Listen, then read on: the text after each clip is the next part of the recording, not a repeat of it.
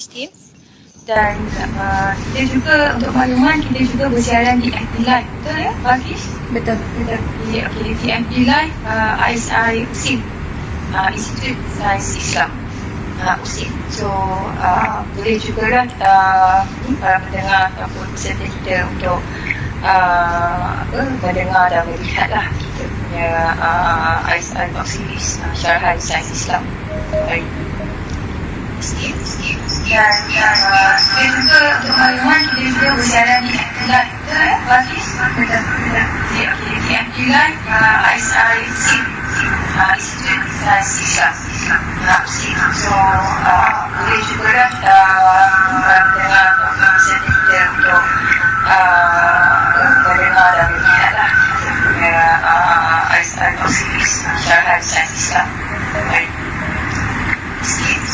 Dan kita juga untuk makluman, kita juga bersiaran di MP Live. Betul ya, Bagis? Di MP Live.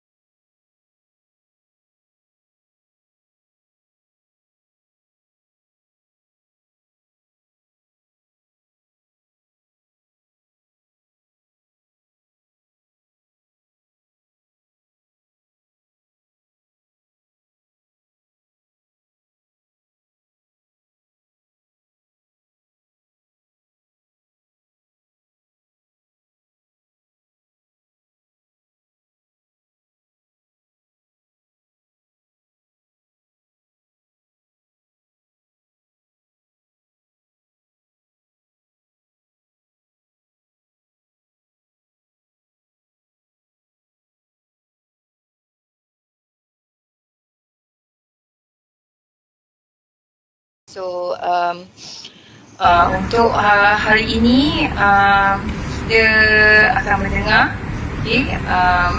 dan berkongsilah sedikit ilmu daripada Dr. Nurul.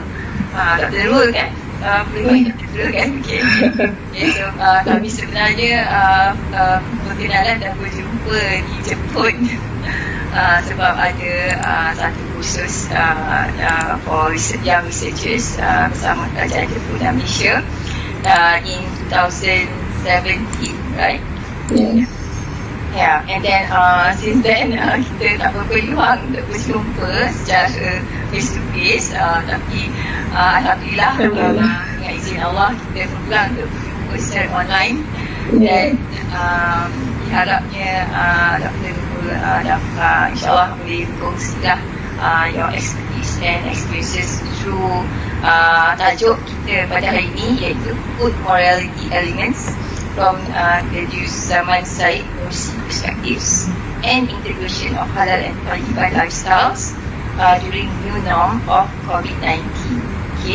Sebelum tu saya just nak ingatkan kepada para peserta pendengar kita pada hari ini, do not forget untuk isi borang kehadiran, dan juga kalau ada apa-apa soalan semasa talk sedang berlangsung, boleh isi di ruangan komen di FB ataupun di ruangan chat di MS Teams ni.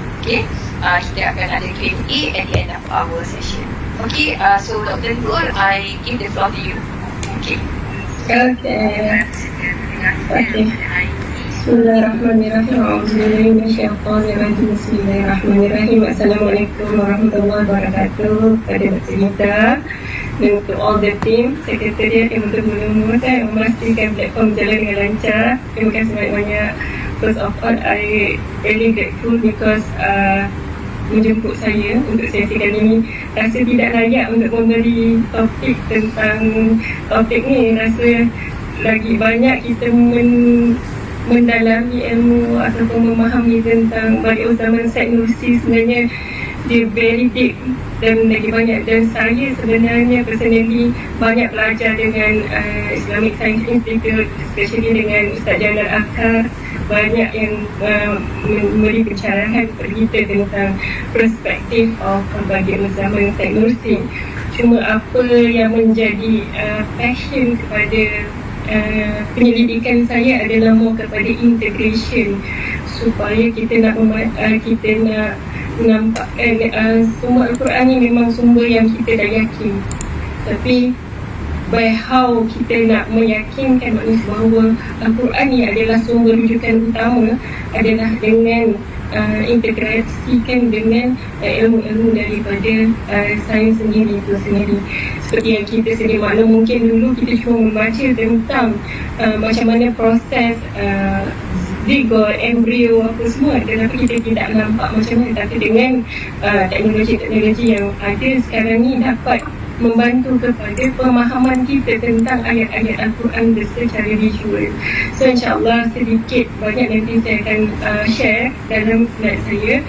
So mudah-mudahan saya memintalah mereka yang lebih pakar daripada saya ni, ada kata saya tersilap ke apa dalam menyebarkan maklumat, tolong beritahu dan memperbetulkan. InsyaAllah saya sekadar berkongsi apa yang saya tahu, bukan bermakna saya adalah expert di dalam bidang ni lah, insyaAllah. Saya try to share my slide first.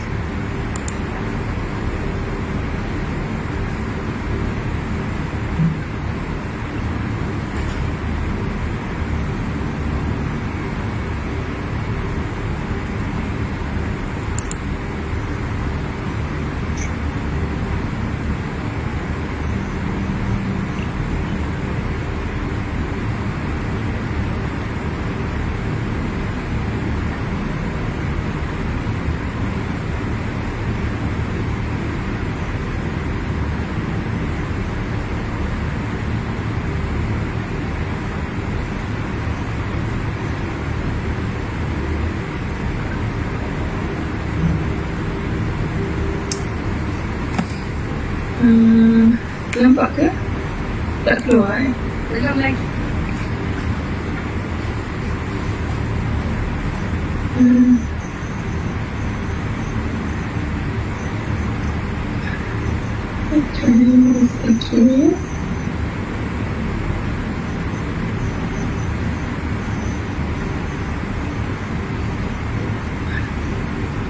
Okay. Okay? Alright. Okay. Okay. Okay, first of all, as mentioned by Dr. Liza, saya Nursi binti Ahmad Fazilillah. So, currently saya memegang sebagai Head of Training and International Halal Audit di IIM lah. InsyaAllah untuk hari ini kita akan kita try untuk memahami lebih lanjut tentang mungkin paper ni menarik minat Dr. Liza lah untuk invite saya berkenaan dengan food morality elements from the Bediuzzaman Nursi perspective. So, cuma dalam hari ini saya akan integratekan kepada halal dan thayyiban lifestyle, especially during new norm of the COVID-19 sekarang ni.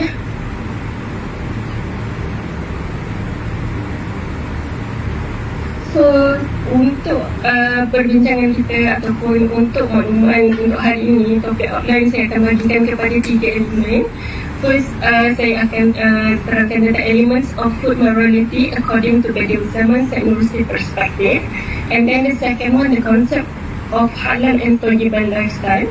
And then the third one, we want to know the relevance of the Bediuzzaman Nursi perspective towards implementation of halal and thayyiban lifestyle during the new norm pandemic of COVID-19.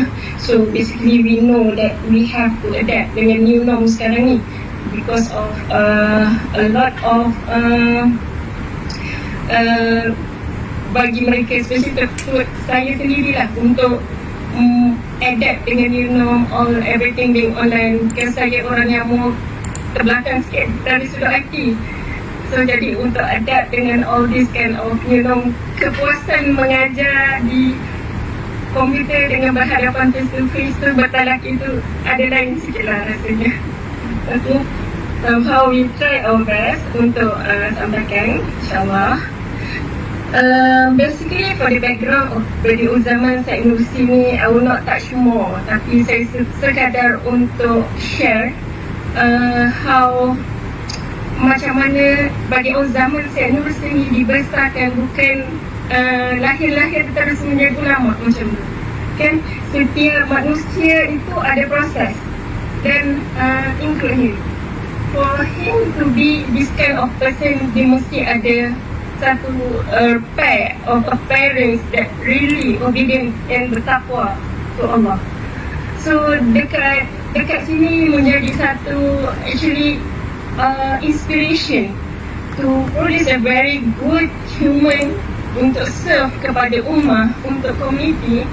Both of them have did their best, then Allah Ta'ala kurniakan mereka anak-anak yang soleh. Dekat sini menjadi satu actually untuk kita belajar tentang how both of them daripada kecil, daripada side belum lahir, Bediuzzaman Nursi belum lahir, mereka ni adalah orang-orang yang soleh dan solehah. How pious they are is like kita mungkin banyak membaca kisah macam mana seorang pemuda bernama Mirza. Mirza ni ayah kepada Bediuzzaman Nursi. Dia adalah pengembala, dan apabila dia mengembala, dia memastikan bahawa haiwan-haiwan yang dia gembala itu tidak meragut rumput lain ketika melewati ke tempat satu tempat ke satu tempat dengan mengikat, kerana dia khawatir makanan haiwan itu meragut rumput di tempat lain, dan terhasilnya daging dan susu pada haiwan yang dia gembala itu akan menjadi makanan yang tidak berkat kepada anak dan isterinya. So mungkin pada kita very small thing, but for them it's a very big thing because they understood a lot about the barakah itself.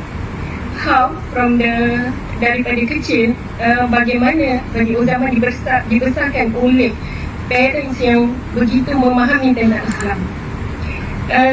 Bukan sekadar seorang ayah, sosok seorang ayah yang soleh, but his mother also dapat merasakan bahawa kehadiran Bediuzzaman Nursi ni ketika, sebab waktu mengandungkan Imam Bediuzzaman Nursi ni, dia mendapat satu mimpi. dalam mimpi tu dia nampak ada satu bintang yang lahir, dan bintang tu jatuh ke dalam laut. Tetapi cahaya dia tu menyinari seluruh alam. Jadi adalah di situ pentakwil hadis, pentakwil mimpi berkenaan ini mengatakan bahawa dia akan melahirkan satu imam yang akan menyinari untuk umat Islam. Tetapi dia sentiasa menjaga throughout the journey of membesarkan Syed Nursi dengan Al-Quran, dengan wuduk yang tidak pernah putus, dan hasilnya jadilah Syed Nursi yang very, orang kata, kuat ingatan, cepat pemahamannya, dan very strong and dedicated. So dekat sini sebenarnya from his background of Bediuzzaman Syed Nursi ni, they have a very good parents. So it reflects to us nowadays for us to produce not only a quantity but a very quality. Ini cabaran bagi kita sebagai parents nowadays lah. So as we know that Nursi was born in 1877 in a village in the province of Bediuzzaman lah. So basically these are the background. He have experienced a long journey of study.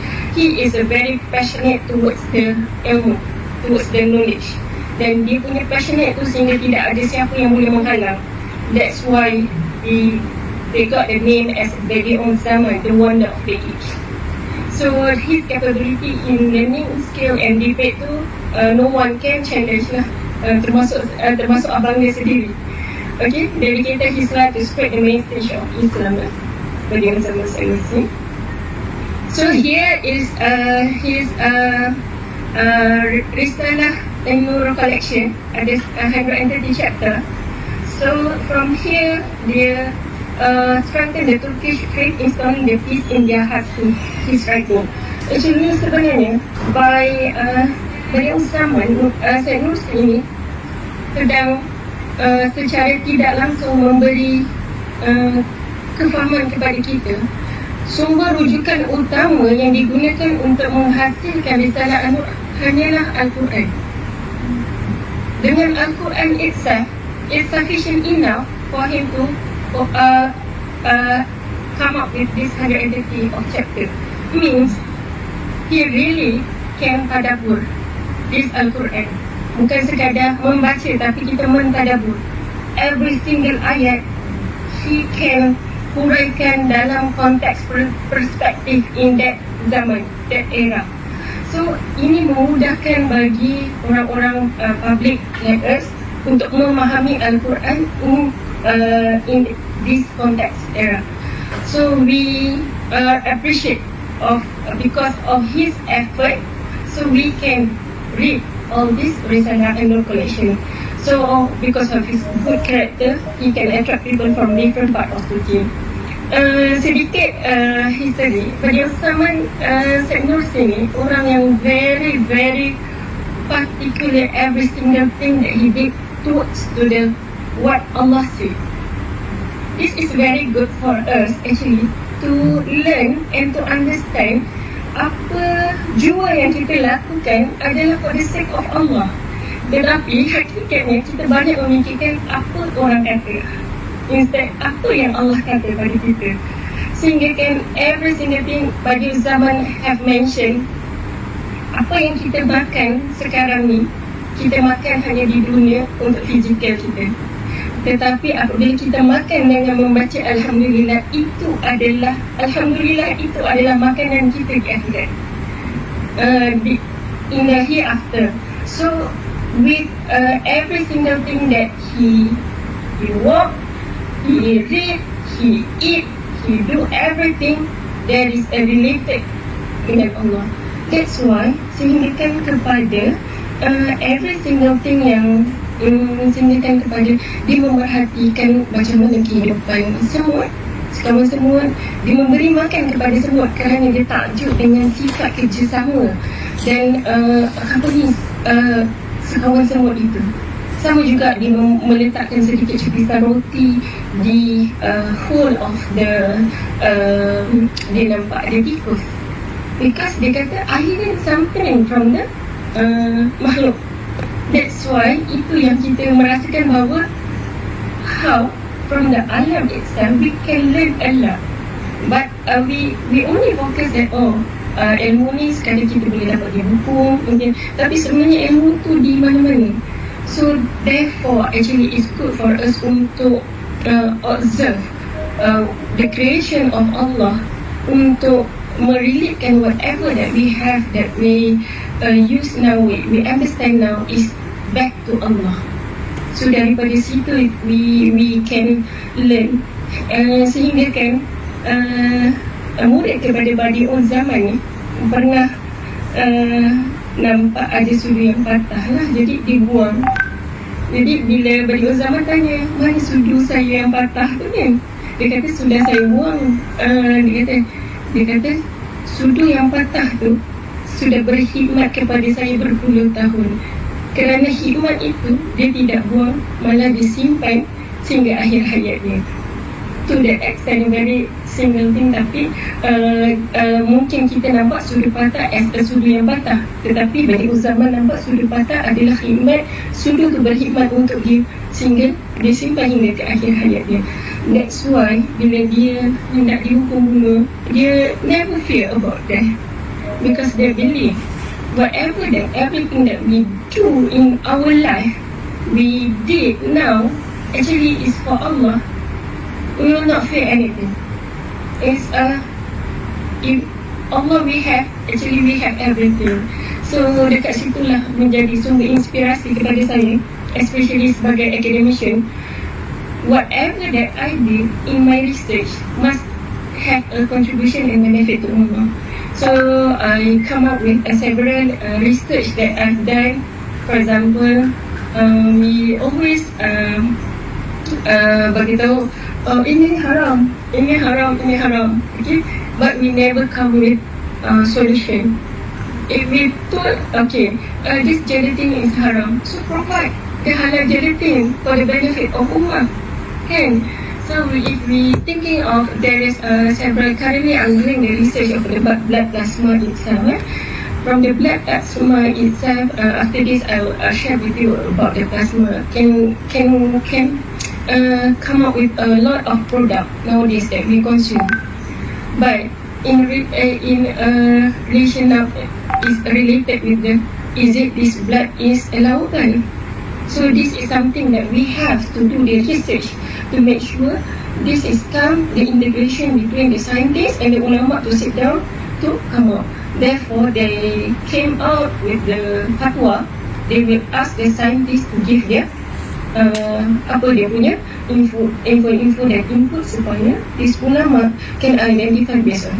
So therefore kalau dalam halal industry itself, auditor we must have a two person, one from the background from the technical and then one from the Sharia background. So both actually is a complement each other untuk make sure on product tu halal or haram. Okay, these are the risalah Nur. So from the life challenges of Bediuzzaman Syed Nursi, we can see how consistent he is. From one place to one place he learned. He never feel very tidak merasakan satu cabaran itu sebagai halangan untuk menuntut ilmu. So sebenarnya what I want to extract from the life challenges, because of the life challenges of Bediuzzaman Syed Nursi, he is now. Dengan cabaran-cabaran yang dilalui oleh Bediuzzaman, dia akan mencari jalan how to overcome, dan dia akan menjadi orang yang lebih kreatif dan kritis men-solvekan all that kind of problem. So never judge masalah itu sebagai satu cabaran dan ujian sehingga kan it will fail you ataupun menghalang you untuk you go towards a better life or a better person. Actually, once you get through all these life challenges, you will understand that actually these challenges is a nikmah. Until you can get that understanding, ujian itu adalah nikmat. Itu adalah the best, I think the best motivation that you can get in your life.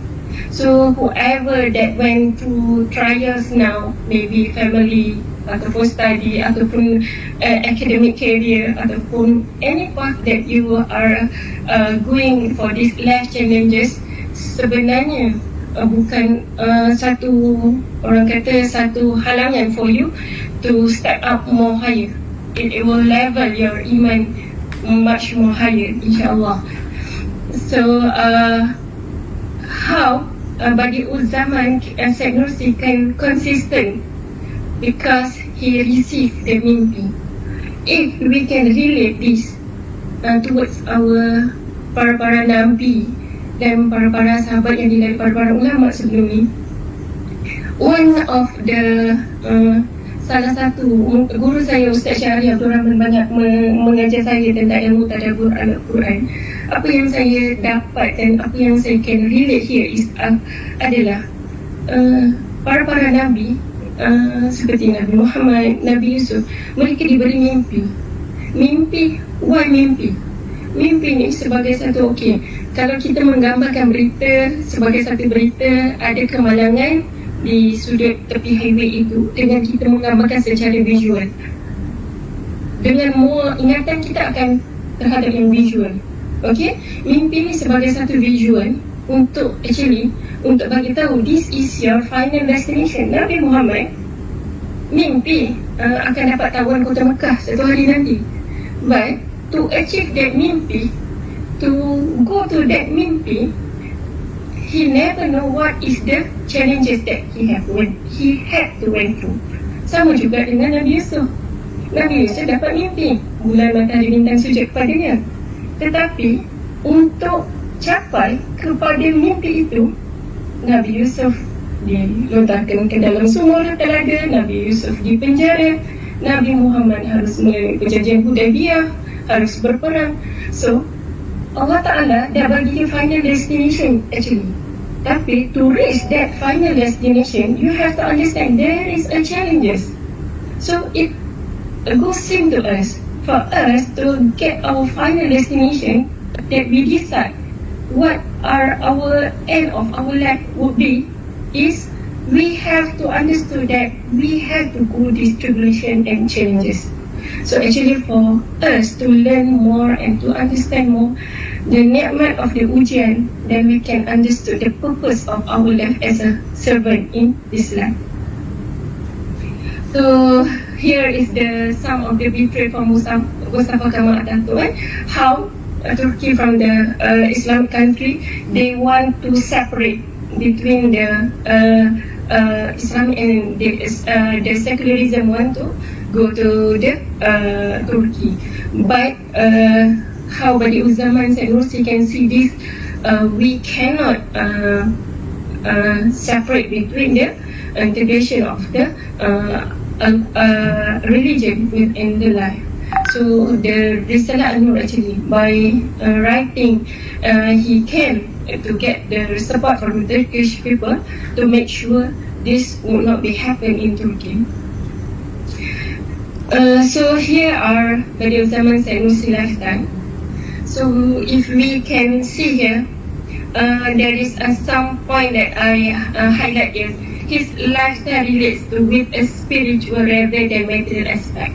Kerana itu Bediuzzaman tidak mempresent dirinya dengan orang kata jadi attire yang menggambarkan I am a very scholars person. Kalau kita nampak dia very very simple, dia very very modest with dia punya appearance and the material, cukup dengan apa yang ada, dia tidak mencari lebih. And then attribute the natural world with the divine power, everything will relate with the divine power. And then the theocentric person, he is a very constant awareness of God's presence in all situations. Daripada bangun, tidur, menjalan, everything there is a God's presence.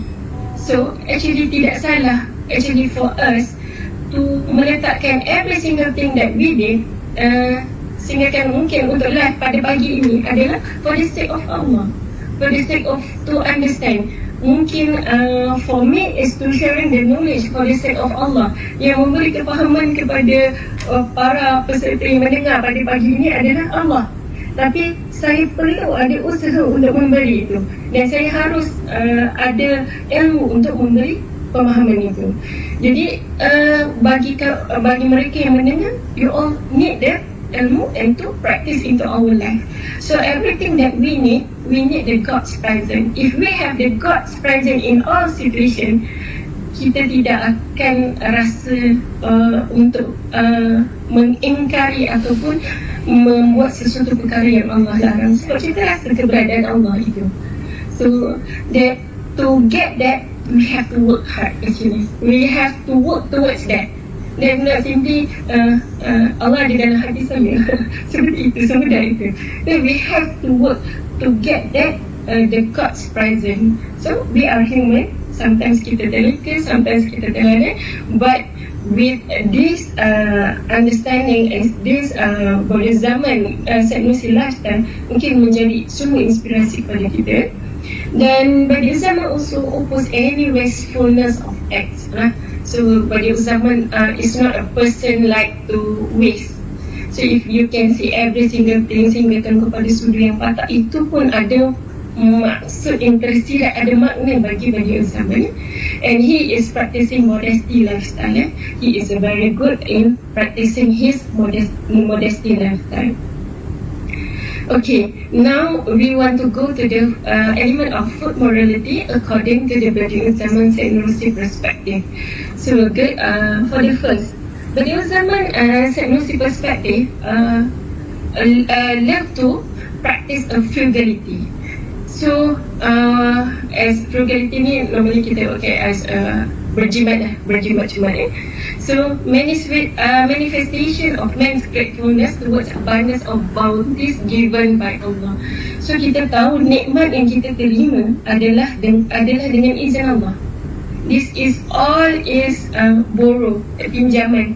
Okay, then how we can use this wisely.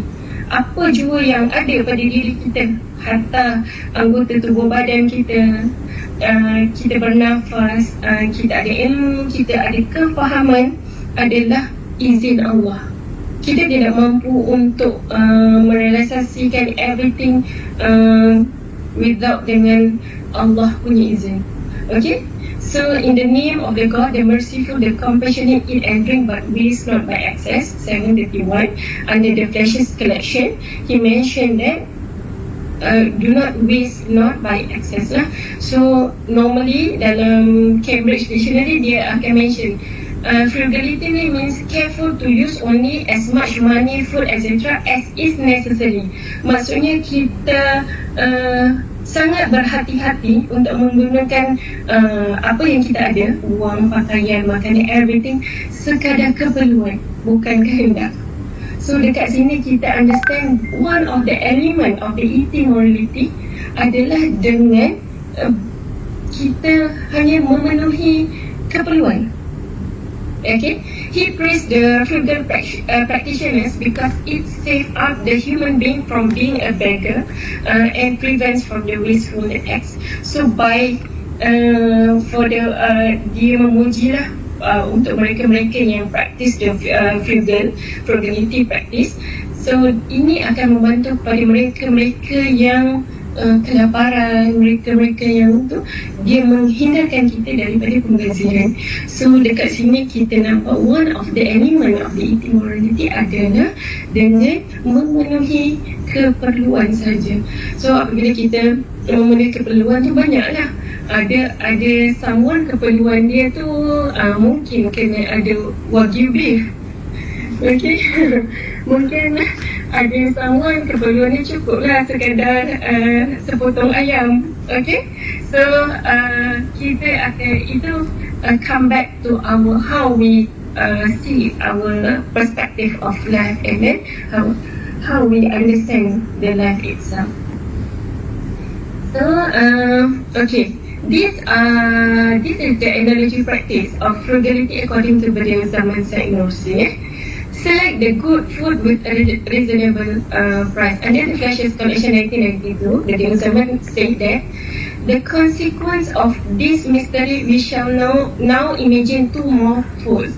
One consists of nutritious food like cheese and egg and cost 40 para, and the other is of the choice of pastries and cost only 10 kurush. Before entering the mouth, there is no difference in these two mouthful with respect to the body. Ada dua makanan, satu cheese and egg, satu lagi only satu pastry. Okay, mungkin roti, sepotong roti. Dia kata tidak ada beza di antara dua mouth ini in the respect to body yang masuk. Okay, so dua makanan ini adalah sama ketika dia masuk. And after passing down the throat, they are still equal in nourishing the body. Dua-dua ada function dia tersendiri. Okay, roti pun ada function dia, cheese and egg also ada function to nourish the body. Indeed, the 40 para worth of cheese is sometimes more nutritious. Sometimes kita membayar lebih sedikit seperti kita nak membeli makanan yang halal ataupun yang organic untuk mengelakkan, mungkin kita akan dapat sedikit lebih nutrition. Only in the regard to pampering the sense of taste in the mouth. There is a half a minute difference. Yang membezakan adalah rasa di mulut saja. There is a very half minute difference. Okay, you can see from this what a meaningless and harmful waste is. It is to increase the cost from 40 para to 10 kurush for the sake of half a minute. So kita boleh nampak perbezaan di antara 40 para dan 10 kurush adalah beza dia adalah for the sake of half a minute. So dekat sini kita akan nampak hanya memenuhi the sense of taste of the mouth. So kita can orang kata see back how our sense of taste of our mouth. Okay. And then the future practitioner tends to spend money wisely. He mentioned, I have very little money, but I am frugal and economical, and I am accustomed to being content with little. I am richer than. For those who yang merasakan bahawa sedikit itu cukup, sebenarnya mereka itu lebih kaya. Mereka tidak pernah merasakan kurang. Mereka tidak pernah merasakan tidak cukup kerana mereka content with what they have. So this is one of the element of eating morality according to Bediuzzaman's Nursi perspective. I believe that we can take it as one of the element that we can implement to our life. Okay, select the good food with a very reasonable price, and we can lead to the spend money wisely. Okay, until now okay tak terlalu laju, tak terlalu perlahan Okay, the second element for us to understand is to appreciate the food as a valuable gift from Allah. Okay, the grateful of a man will recognize and accounting the varieties of divine bounties, even of the tiny scales presenting in the food to nourish human body. So the food is not satisfying the hunger solely, but the food signifies Allah's gratefulness as sustainer.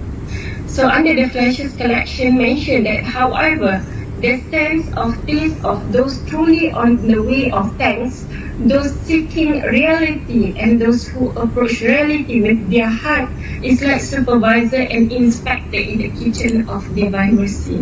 So bagi mereka yang merasakan truly the way of them, rasa grateful towards apa yang dia ada, those seeking reality and those approach reality with their heart is like supervisor and inspector in the kitchen of divine mercy.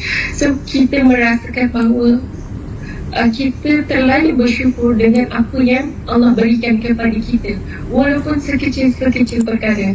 Okay? Kerana untuk menghasilkan satu-satu food, actually it need a lot of effort. Okay? Untuk menghasilkan sebutir nasi untuk kita makan, kita mulakan people who yang menuai, ada penuai padi, menanam padi, untuk membanting padi, diproses, di make sure, dibersihkan everything until kita makan. So actually towards that, sebenarnya dia sedang mengajarkan kita kepada unity sebenarnya. Apabila kita belajar dan appreciate the food, sebenarnya kita sendiri tidak berdaya untuk menghasilkan food for ourselves. We need a unity.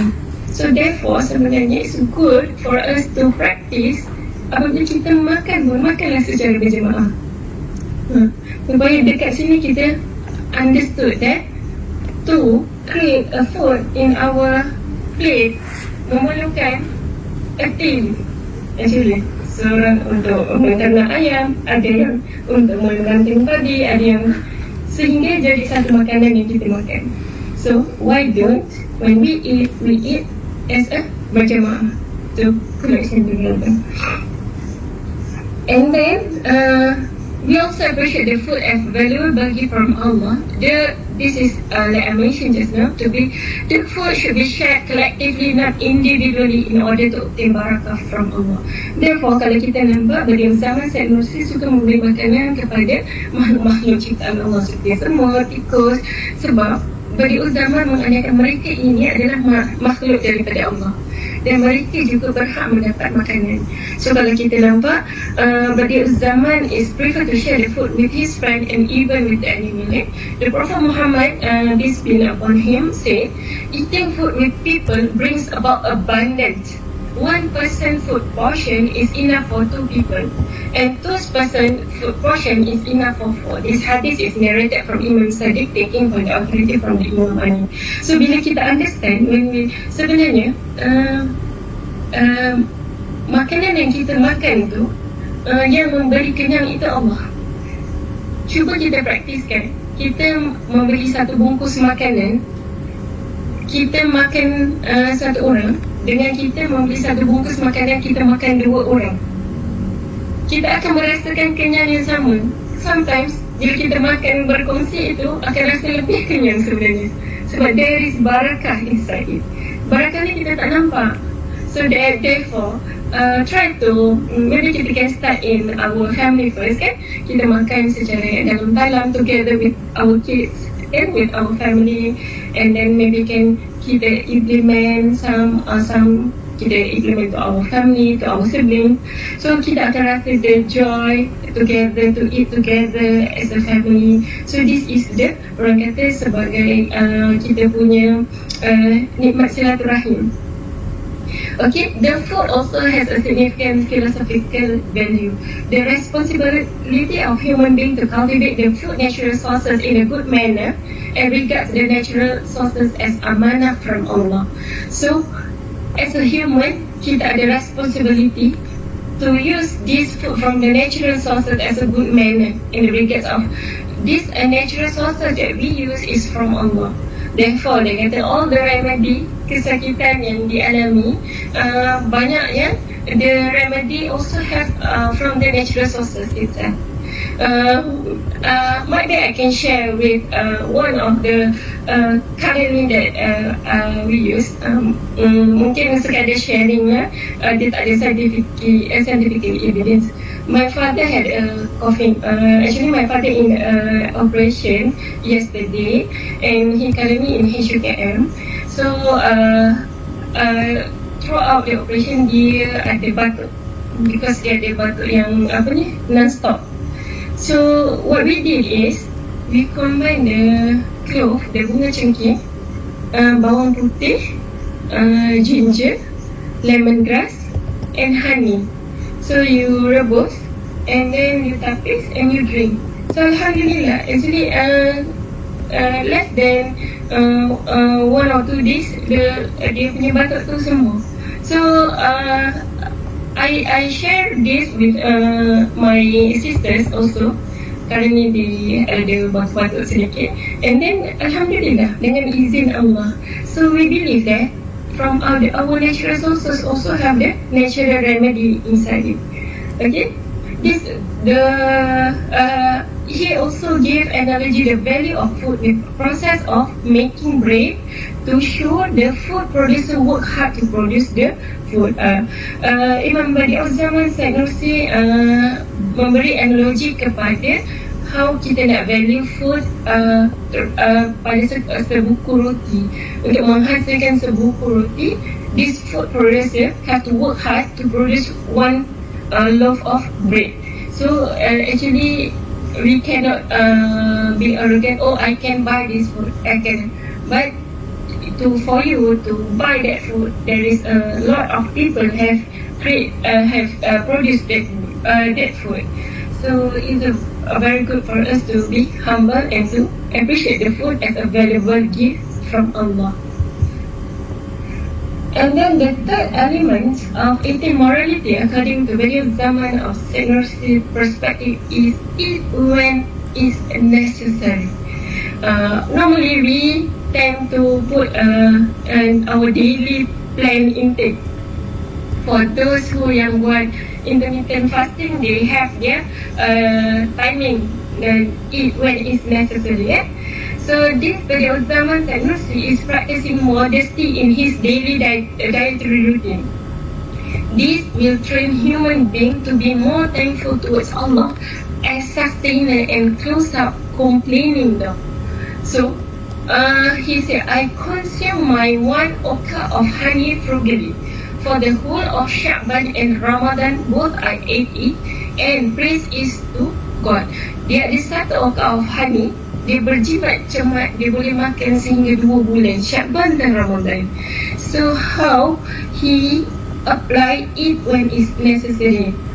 You can do the testimony by yourself. Maybe you all can get the feeling of bila you betul-betul lapar. Maksudnya maybe pagi ni ada yang tak sarapan ni, mungkin tak makan lunch lagi, dan dah mula merasakan lapar. Dan ketika you lapar, yang begitu lapar itu, you dapat makanan. And your people, your colleague, I have 1 extra food. Dia bagi you makanan. And then you compare, pagi tadi you dah sarapan, and then you eat your lunch. You akan merasakan nikmat makan itu pada ketika you lapar sangat. You akan rasa juga nikmat makan tu, tapi mungkin tidak sama ketika you lapar. So dekat situ you akan practice, you akan merasakan, ya Allah nikmatnya makanan ni, sebab tu you lapar. So apa jua makanan yang diberi ketika itu, you akan thankful, because you tidak akan ada rasa macam tak nak makan ni lah, nak pilih yang ni lah, because you terlalu lapar. You akan accept whatever that you have in front of you. So dekat situ kita akan belajar diri kita untuk eat when it's necessary. And then he noted in his writing of Risalah Nur on the Mufti keeps complaining to him, these citizens are poor, although the city is bounded with a plenty sources of wealth due to the immoderation practices among the citizens. So dia keep on complaining, this Mufti complaining the citizens are poor, but the city, dia punya daerah itu bounded with a plenty sources of wealth. Tapi kerana tidak mengamalkan moderation that towards the citizen, so boleh mengakibatkan kepada kemiskinan. So kita check balik kepada diri kita, kepada negara kita, is it we practice this moderation towards our country and our food. For some introduction, especially the issues during this pandemic that I can share here, we can see the newspaper cutting, trend obesity, dia mention menggerunkan komplikasi COVID-19 lebih dahsyat jika obesiti merokok. COVID-19 waspada obesiti kerana resepi viral ketika PKP. A lot of viral recipe, and when we have a lot of time dekat rumah, kita tend to not try. Okay, so these are some issues of unhealthy lifestyle during pandemic of COVID-19. The community are eager to try viral recipe in order to defeat the boldness in harm. So work at home and stay at home new norm. So kita more towards online class, online topic, everything is online and sit down in our chair, okay? So work at home, stay at home tu memberikan kita lebih banyak masa untuk tidak bergerak. And then kita akan exposed to high risk of healthy problems such as obesity, heart, coronary problem, particularly for those diagnosed with COVID-19. And then these are some of the factors is irregular exercise, lack movement due to restriction movement order, and unhealthy dietary routine, and having high tendency to eat excessively during CMCO. This is actually I agree, because I when our groceries punya barang di rumah lagi cepat habis during CMCO compare to hari-hari biasa yang kita bekerja kan, sebab kita kan tu nak makan apa keep on fikir what we want to eat after this okay. This okay. After we know the food morality of the element, now we want to understand what is the concept of halal and thayyibah lifestyle. Before that, Dr. Liza or any of participant, is it okay for me to continue or anything to share or anything to ask? Yeah, do we have any questions from the audience? Yeah, just with regards to the just now the food, the lifestyle during the COVID-19 pandemic now sekarang kan, masa KP awal-awal tu in March, right? We were Malaysia di sana ada MCO or KP. So I was just wondering what was your maybe you can share your experience or pandangan kan. Some of us experience panic buying because when you talk about Nursi punya lifestyle tadi kan, I pick up about history of living is sekadar keperluan kan, and then during announcement that Malaysia is going to be under MCO tu, some of us actually ada panic buying sebab takut kan. So maybe you can share your experience kan, atau bagi pandangan about that. I'm not sure what eager them to go for the panic buying. Mungkin mereka merasakan bahawa food is the necessity for life kan, maksudnya sehingga kan we mungkin in my view I believe in the government how they handle this ketika CMCO last time, right? People go for it based on their it's not based on the necessity actually. Dia merasakan bahawa tidak cukup. Ketakutan untuk merasakan tidak cukup itu sebenarnya datang daripada perasaan dia, dan perasaan itu akan lead kepada tindakan. Itu yang kita nampakkan panic buying. Sebenarnya dia cukup je, tapi kerana dia melihat kawan-kawan, saudara mara, family dia keluar ambil barang dan dia keluar walaupun dia tidak tahu apa yang dia nak beli kan. Sometimes everything is there, tapi mungkin kerana merasakan bahawa takut nanti lockdown, takut nanti sebab this never happen kan in our country. Perkara menjadi ini menjadikan satu orang kata macam stigma masyarakat actually more towards their understanding about the necessity about keperluan itself. So I believe if we understand and we can see how Bediuzzaman see, so we will find that sekadar kecukupan itu kan, sehingga kan kalau kita nampak sehingga sekarang lah food dah menjadikan food boleh dapat hujung jari. Para suri rumah, mereka yang bekerja ataupun mereka yang berada di rumah, mereka yang menyediakan makanan mempunyai kemudahan dengan Grab food. Panda food I don't know why. So this can every hujung jari je. You have the account, you can scan the QR code, you have everything, you just click whatever that you want to eat, and then the food will arrive in front of your door. No need the hassle for you to go to market to prepare everything. But somehow if you can see in pada zaman saya Nursi punya perspektif, you will miss the barakah itself. Okay, the hassle that we will go through untuk menyediakan satu pinggan makanan for our family, actually there is a barakah towards that. Okay, kerana kita yakin apa yang kita beli itu halal, penyediaan yang kita lakukan itu bersih, suci, halal dan thayyib itself, dan kita sehingga mungkin ada kita boleh membaca doa yang ketika kita masak untuk memberi makan kepada anak dan family kita. So itu lebih barakah, instead of we bukan bermaksud jangan membeli di luar, mungkin you can limit yourself untuk berusaha untuk menyediakan itu, kerana barakah itu kita tidak nampak. Bersusahlah sedikit untuk Allah, insya-Allah kita akan dapat barakah yang lebih besar.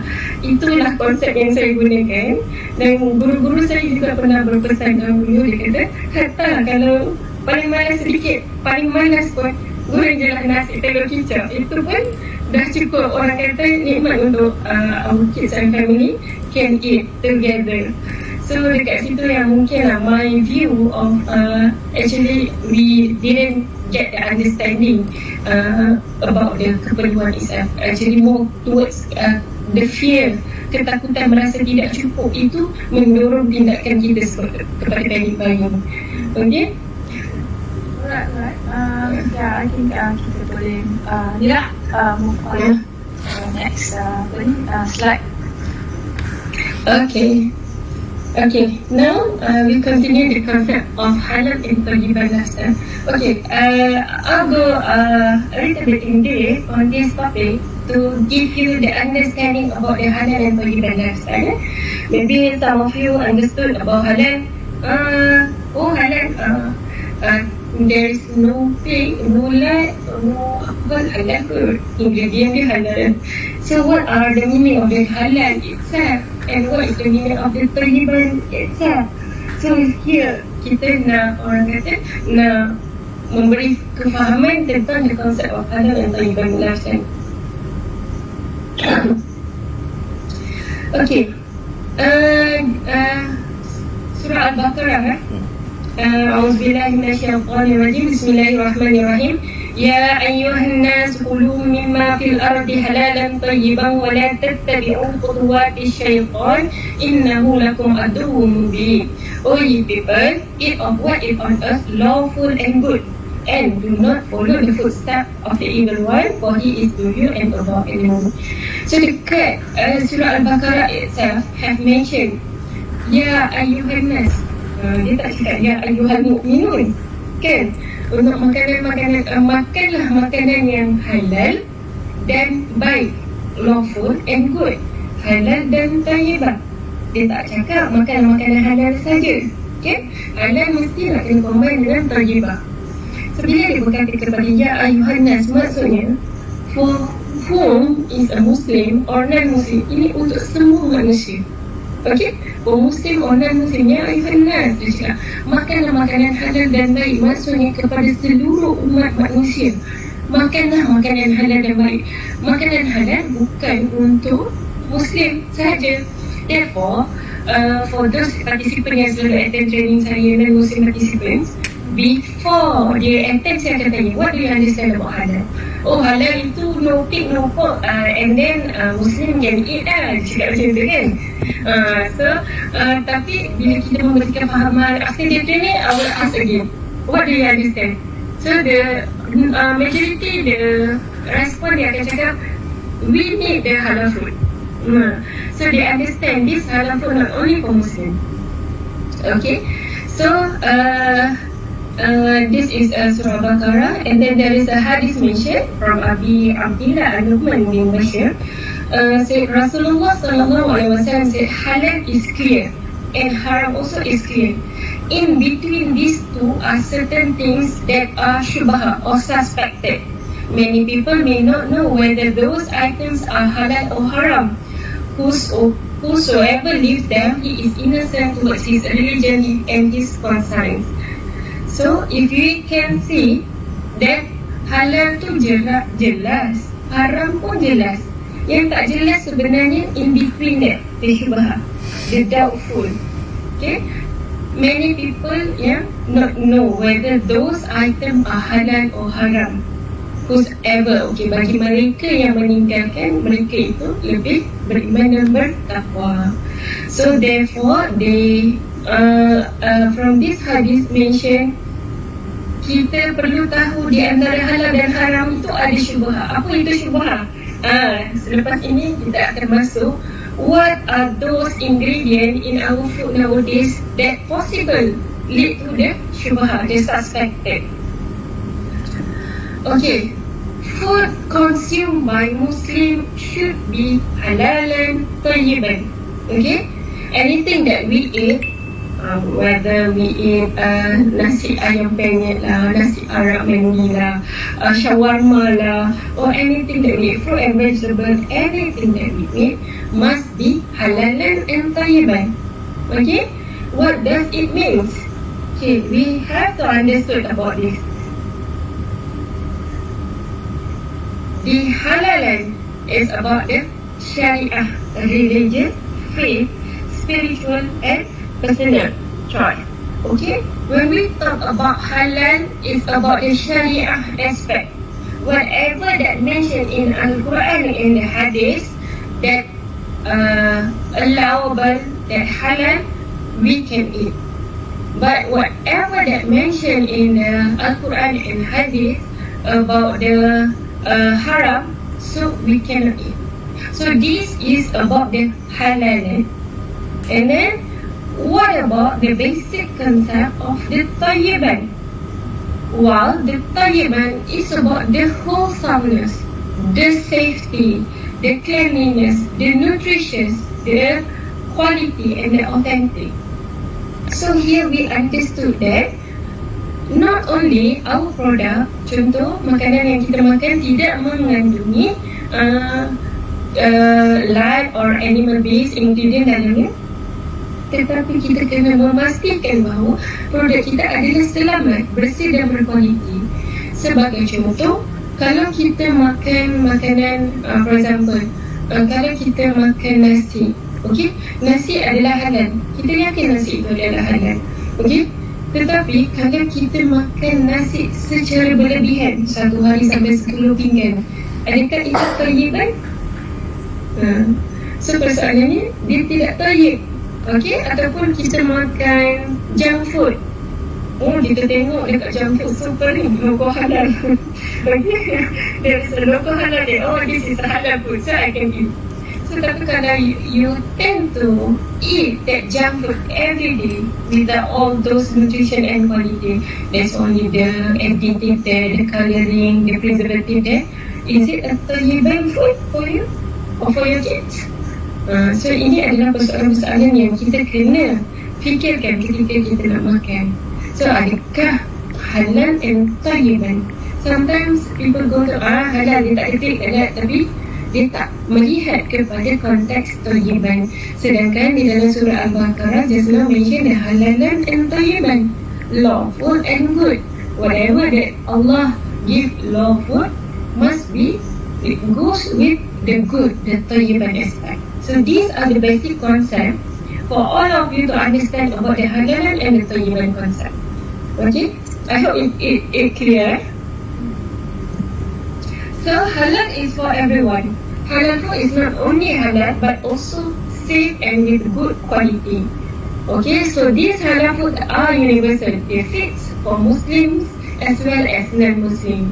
So now we understand this halal food, normally we call it as a premium food. Not only for Muslim want to consume this, but not as well non-Muslim also want to consume the halal food. Okay, sometimes kita suka memikirkan, kita tak makan produk ni tak halal, so bagilah kat non-Muslim. Actually we are not educate them to eat the halal food. Okay, actually we can educate by giving them the halal food instead of we are kita tak makan ni lah sebab ada tik dalam dia, nah ambillah non-Muslim you all makan. Kan? Actually we as a Muslim need to educate them to eat the halal food safe and a very good quality. Okay, So these are some of the maqasid syariah, the goals and objectives of Islamic law. So why we need this halal food? So the first one, we need to protect our faith and akidah. Protection of faith of akidah. These are the maqasid syariah. So for example, when you are intoxicated, when you are drinking alcohol, so you are not able to recognize, distinguish the divine commands. You cannot perform salah, you cannot doing ibadah because you are intoxicated. So therefore, we need to avoid this haram food to protect our faith or our akidah. And then the second one, the protection of life. Okay. And for example, things which are bad for health will damage the body, producing weak soul. We receive our organ, our body, our every anggota badan semua in a very good condition since baby, our parents give good food. But when we dah adult, we didn't concern about our food and about the halal and thayyiban. We keep on eating everything that we feel that can satisfy our nafs. So these actually are bad for health, and this will damage our body and producing a weak soul, especially for those who understand about the sugar intake. Okay, that can lead to the diabetic.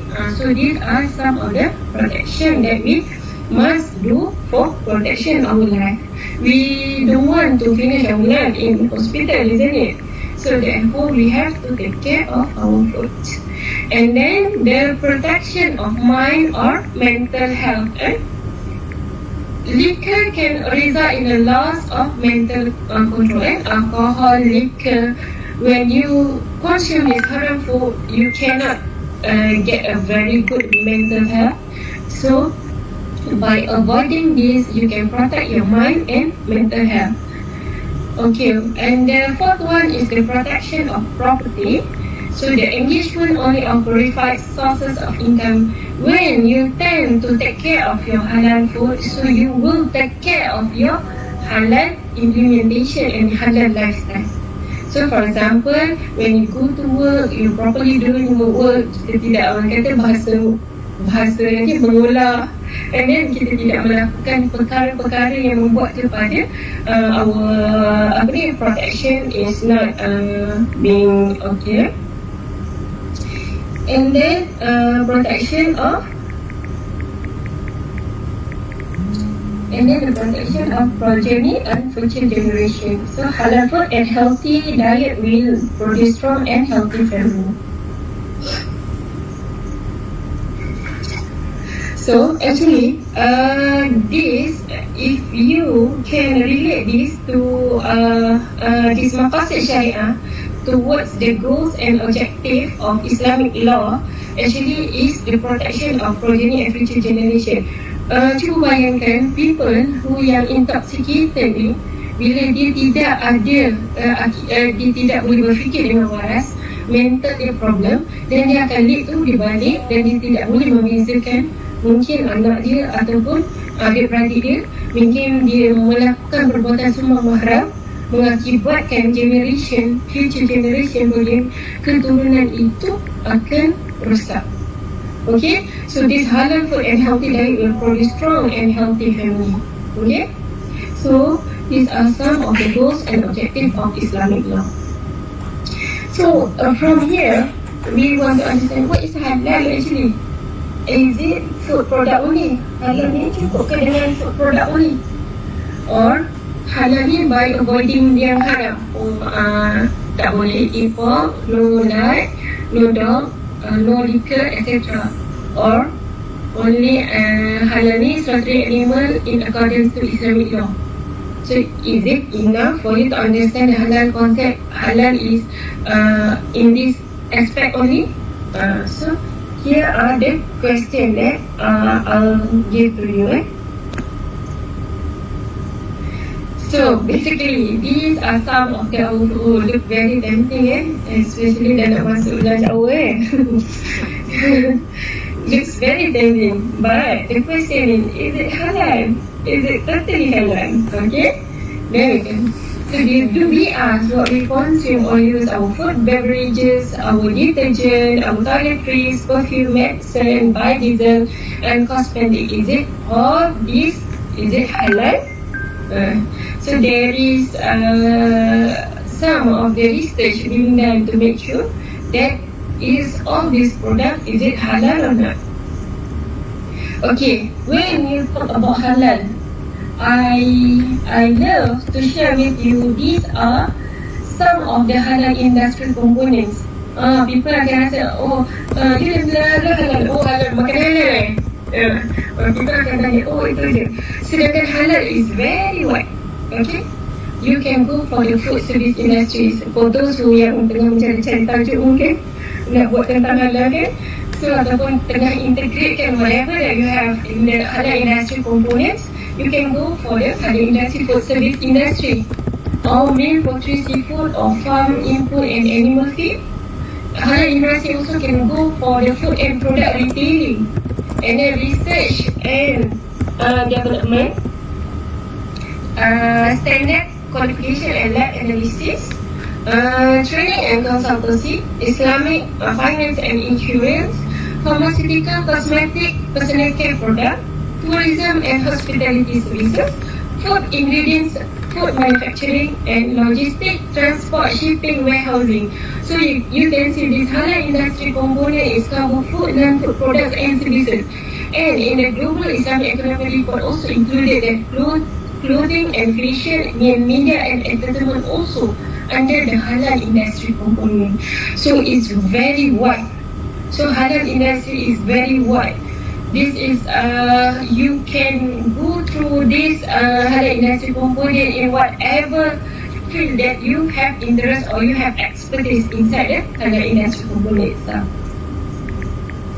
So when you talk about halal, you will talk about halal from farm to table, or from farm to fork, starting with the raw material where being produced until processing, packaging, labeling, transportation, storage, retail towards to the end customer. So these are the halal supply chain. If you talk about halal, they will cover all these kind of aspect, not only the product readiness. Okay. So there is several issues in Malaysia. Okay, you will nampak this. I have combined all these newspaper cutting issues in Malaysia regarding this halal. Okay, so why these issues happen? Actually, this is about the hadith that narrated by just now. Halal is clear, haram is clear, but between there is a doubtful. These are, we come about the doubtful. These are some sources considered as haram in Al-Quran. There are several ayat, but I just make it in a very pictorial form. Is a pig and dog, a blood, carrion, wine, and a human, derived from human. Sources derived from human. These are based on the sources considered as haram in Al-Quran. Okay, we go one by one.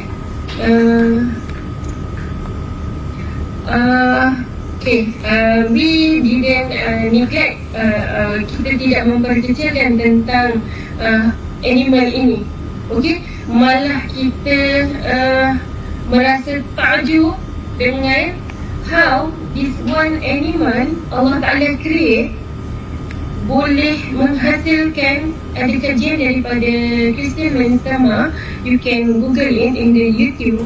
There is from this animal there will come around 170 plus product you're getting from one animal. Okay, so kita boleh lihat macam mana kehebatan Allah untuk untuk menciptakan satu haiwan yang ada kegunaan daripada sumber hujung rambut dia sehingga hujung kuku dia.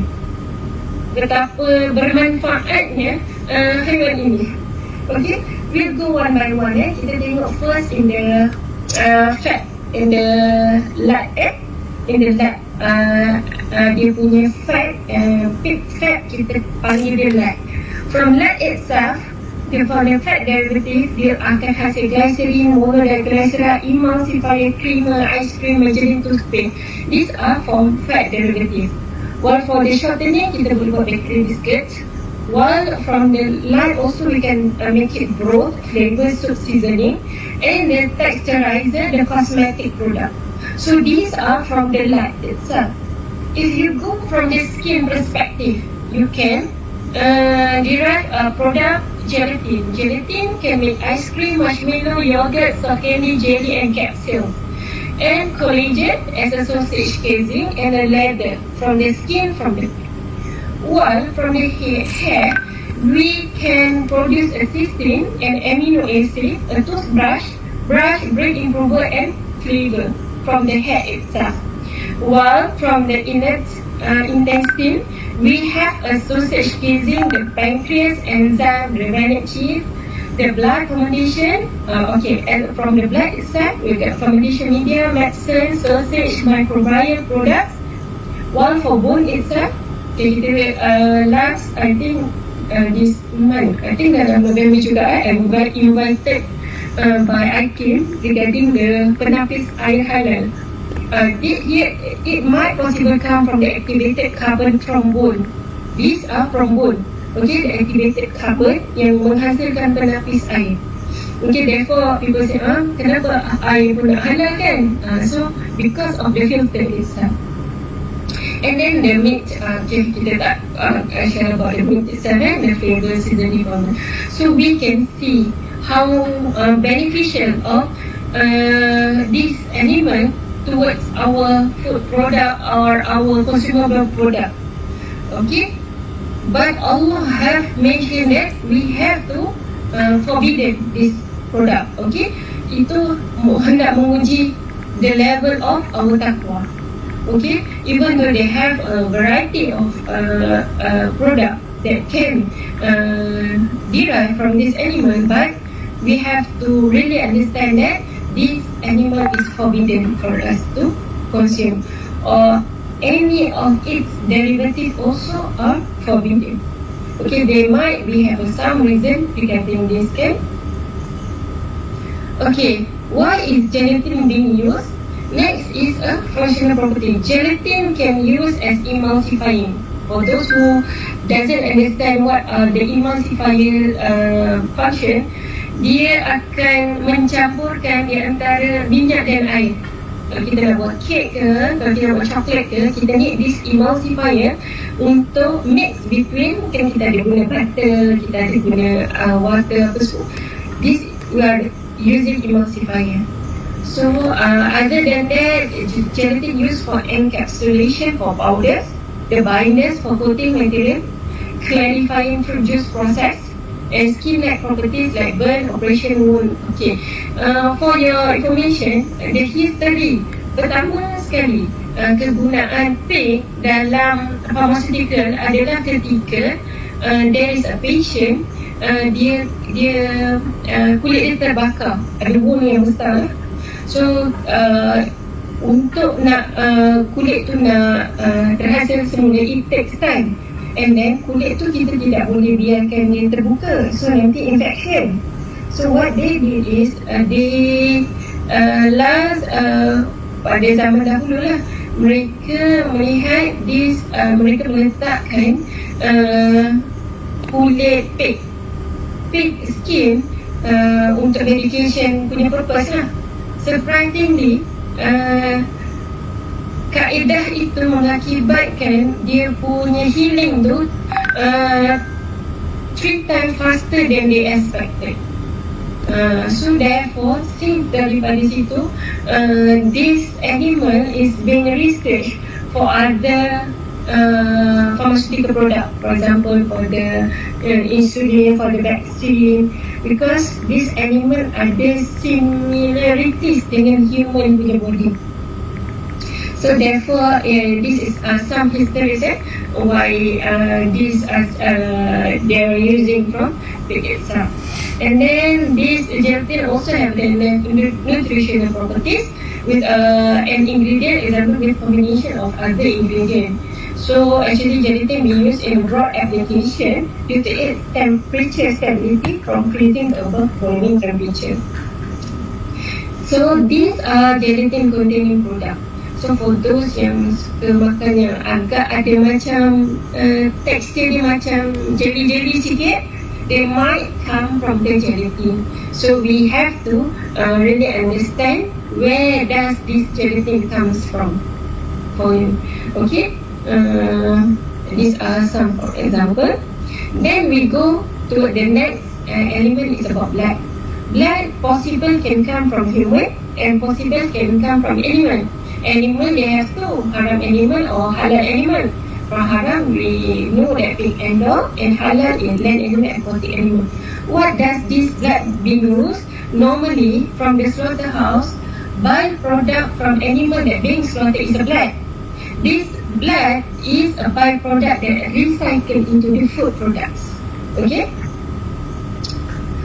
So how? Normally they akan process directly or separated.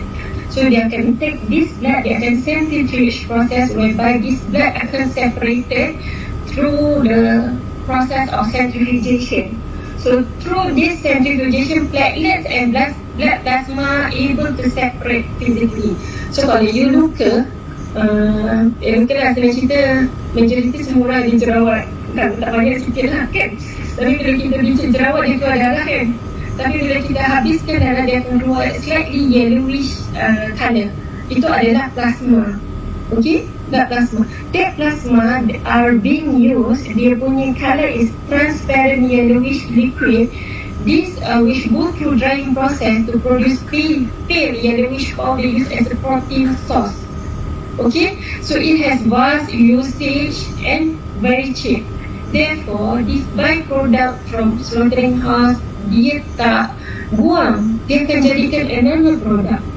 Okay, so this blood used in a blood pellet or animal feed, and then sausage ataupun cuisine as a plasma protein, as a fermentation media, and a food supplement. Animal feed, blood pellet to feed the fish, cow, goat and pig. But Europe, US and Malaysia animal feed do not contain blood pellet because they worry about the cow BSE and the nutrient sources. So blood also as ingredient for some cuisine. Okay, for cuisine, blood in cuisine they eat as blood soup, blood tofu and blood pancake. So some of the my non-Muslim participants, they mention that some of this cuisine have in Malaysia, and they eat this cuisine for they believe in increase their healthiness. Okay, like blood soup, blood tofu, like that. And blood sausage, cooking blood with filler. Blood use, some of the blood used is from cattle or pig, and the filler used is a meat, fat, sweet bread, sweet potatoes, barley and rum. Okay, normally when we talk about sausage, kita tend to thinking when we call it as a chicken sausage, how much chicken in the sausage? Other than that, what are the ingredients? Or how much sebenarnya bila kita mention this is a beef, this is a chicken, siapa yang mengklasifikasi bahawa there is a few amount of chicken inside? They can claim even though there is a flavor of chicken. Betul tak? So dia boleh claim bahawa produk ini adalah chicken by calling a chicken flavor. Or other than that, dia menggunakan usus, lemak, kulit yang diproses semula untuk menjadikan produk makanan yang lain. Okay, industri makanan mereka tidak akan waste this kind of product. Dia tak akan buang sewenang-wenang. Dia akan menghasilkan produk makanan yang lain. Okay.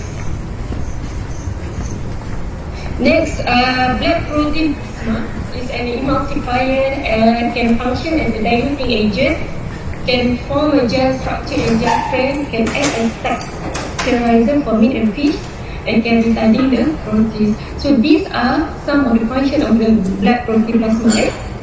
So here are some products that might have a Z plasma inside bovine. Okay, bovine, B-O-V-I-N-E is refer to cow, while porcine, P-O-R-C-I-N-E is refer to pig. There is a lot of pig name in our food product. They doesn't mention this product contain pig. No, some they mention that this product contain porcine gelatin. So we know that this porcine is based on pig. Okay, they have several names. They have a swine, they have a boar. So there is different names regarding this. Okay, for human body, there is several human body that being used as an ingredient in our food. For example, fetus ni janin ya, feminine. Hair, rambut, and placenta. Placenta ni uri. For placenta, they are using for the cosmetic product. So, mungkin di Malaysia tak ada, tapi di luar negara there is a product called human placenta extract. So, these products are being used for the cosmetic or for the personal care purpose. Because human placenta ingredient, they have hyaluronic acid, protein hydrolysis, they can have the collagen complex, glycosaminoglycan, and the bolonium. These are the ingredients that are very, very good for our skin. Yeah, for those who want to buy some of the product personal care, you can check off this ingredient. Other than that is hair. Hair is in the hair we call it L-cysteine. This is an amino acid used in baked goods derived from duck feather and human hair. So from this L-cysteine, actually it can come from the feather, come from the human hair. Therefore, there is one organization of this human hair being collected and being sold to other country for them to produce this L-cysteine. Okay, they will dilute with the hair with the acid, and then from here they can put it as a hair as a one of the component and amino acid using in the ingredients. So there is mentioned that human hair plus duck feather is equal to bread. Okay, what is the function of the L-cysteine? It's a type of amino acid in food as a dough conditioner. This L-cysteine can help to reduce the mixing time to prevent dough from sticking. And this L-cysteine also can help for meat flavoring and antioxidant for fruit juices. So here L-cysteine can help to act as a processing aid in bakery product. So the possible sources is from human hair, duck, chicken feather, or might be from the pig hair itself. Okay, next is okay, this might be in Malay. Alcohol or arak. Okay, people tend to confuse alcohol or arak. Arak or alcohol. Okay. Seringkali dianggap alkohol adalah arak. Alkohol dan arak mempunyai sifat yang tersendiri. Okay, in alcohol, in wine, they might have an alcohol, but in alcohol doesn't mean it necessary to have wine. Maksudnya setiap arak semestinya ada alkohol dan tidak semestinya alkohol itu dihasilkan daripada arak. So we have to understand it. Alkohol yang dihasilkan dari proses pembuatan arak adalah haram dan najis. For example, this alcohol that being produced from the wine process is a haram and najis. Okay, but alkohol yang dihasilkan bukan melalui proses pembuatan arak adalah tidak najis tetapi haram di luar. Okay, so for example, kodin yang mengandungi bahan flavoring yang dimasukkan alkohol untuk tujuan penstabilan is allowable untuk tujuan minuman sekiranya alkohol yang tersebut terhasil bukan daripada air. Macam mana nak faham ni? Kan? For example, kita ada jus. And then kita nak menghasilkan vinegar, cuka. Okay. Untuk proses menghasilkan vinegar, fermentation proses kena melalui proses menghasilkan wine dulu. So daripada jus akan terjadinya arak, baru boleh jadi vinegar. So persoalan kat sini, adakah arak itu adalah alkohol? Adakah cuka itu dibenarkan? Nak jawab tak Liza? Very complicated. Nak faham kan? So sebenarnya kita nak kena faham macam ni. Proses untuk menghasilkan vinegar kita kena melalui proses arak. This is, we call it as a fermentation process. Anything that have sugar dalam dia, nak buat cencaluk ke, nak buat budu ke, nak buat tapai ke, dia akan terjadinya proses fermentation naturally. Okay? Untuk menghasilkan vinegar daripada jus, buah anggur tu kita berap, and then fermentation akan berlaku secara naturally, dia akan menjadi arak secara natural, and then dia baru jadi wine. After that kita biarkan further proses, dia akan jadi wine. So persoalan dekat sini, what is the purpose untuk nak buat this vinegar adalah nak buat untuk wine vinegar. So ini adalah haram dan tidak dibenarkan. But how kalau kita nak menghasilkan vinegar macam contoh apple cider vinegar, bukan for wine. Okay, you might have a juice from daripada apple. Okay, the fermentation akan berlaku, akan melalui proses arak. Sama proses dia. And then kita biarkan lagi fermentation tu akan berlaku menjadi apple cider vinegar. Okay, dekat sini kita kena really understand what is our main intention. Kita nak hasilkan apa sebenarnya in the end? Kita nak hasilkan apple cider vinegar. So untuk menghasilkan apple cider vinegar, the process being done is naturally fermented is allowable. Okay, dia akan dibenarkan dan mengatakan itu sebagai proses semula jadi. Okey, tetapi kalau purpose kita memang nak menghasilkan arak, walaupun dia nak menghasilkan cuka daripada arak, so itu tidak dibenarkan sebab daripada awal our main intention nak menghasilkan arak. Okey, ataupun contoh Carlsberg nak menghasilkan orange juice, dibenarkan ataupun tidak? Dia nak menghasilkan proses tu berlaku di dalam kilang Carlsberg. Dekat situ tidak dibenarkan. Dan kita tahu kilang dia produce kilang arak. How you can make sure that you want to produce a halal drink inside the haram punya facilities? Kan? So ini adalah for you to understand regarding this. So what happen normally, chef banyaklah menggunakan all this wine vinegar dalam masakan, because for them benda ni normal. Kalau dia belajar dekat luar negara, by using this they assume this vinegar akan evaporate. So dekat situ akan menghasilkan, tapi sebenarnya bila kajian dilakukan, the residue is still there, the wine residue is still there. So sebab tu it's not allowed. So ini adalah muzakarah Jawatan Kuasa Fatwa Majlis Kebangsaan Hukum Wine Vinegar. Haram menggunakan cuka wine yang diproses dan dicampur dengan bahan luar. For example, dia menghasilkan vinegar tapi dia masukkan wine dalam dia. Okey? Ataupun walau bagaimanapun sekiranya the transformation daripada vinegar wine kepada vinegar happen naturally, so it is halal. Ini adalah fatwa dah. Maksudkan okay, these are some issues some tadi ni.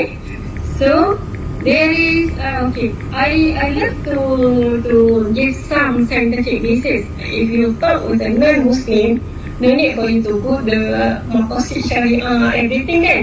So you must have the justification of the scientific basis to explain or justify some of these prohibition. The Korean and that animals are unfit for human consumption because the decaying process will lead to the formation of chemicals which are harmful to humans.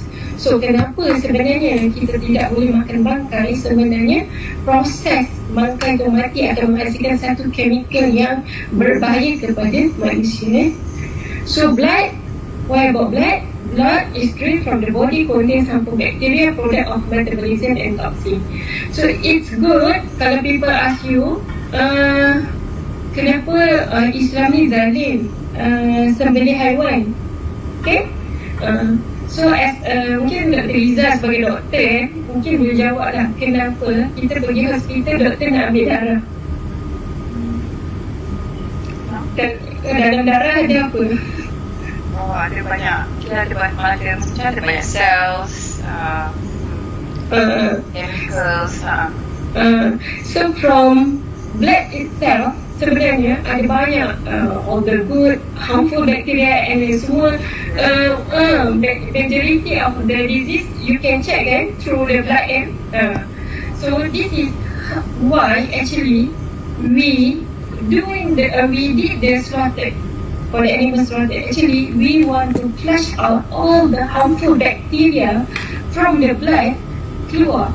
So whatever left inside the animal actually is a very good and quality diet only. So semua penyakit-penyakit daripada haiwan tu keluar melalui darah. That's why kita kena sembelih. Dan kenapa kita kena sembelih di urat dan berapa urat kena putus? Tu nanti satu khusus lagi lah kita akan masuk kan. So dekat situ this is some of justification yang you can give to them why you are doing the slaughtering.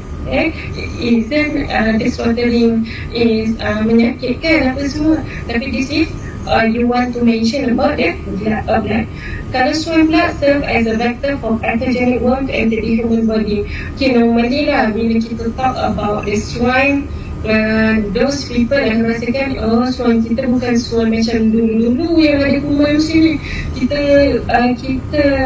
bela diorang very bersih, dekat ladang bersih, and then diorang tak makan tu, diorang makan very good quality. Still, when Allah Ta'ala have mentioned in Al-Quran, we cannot consume this animal, so it means not only about the hygiene aspect, might be the spiritual aspect. Okay, mungkin the attitude ataupun di orang kata sifat haiwan tu semula jadi akan mengakibatkan kepada mempengaruhi kehidupan harian kita sendirilah. And then the intoxicated also are considered harmful for the nerve system, affecting the sense and human judgment. In many cases, they lead to the social and family problem, even loss of life. So kita boleh tengok the intoxicated kadar pemandu mabuk di jalan raya berapa banyak dah nyawa yang melayang kerana sifat daripada intoxicating.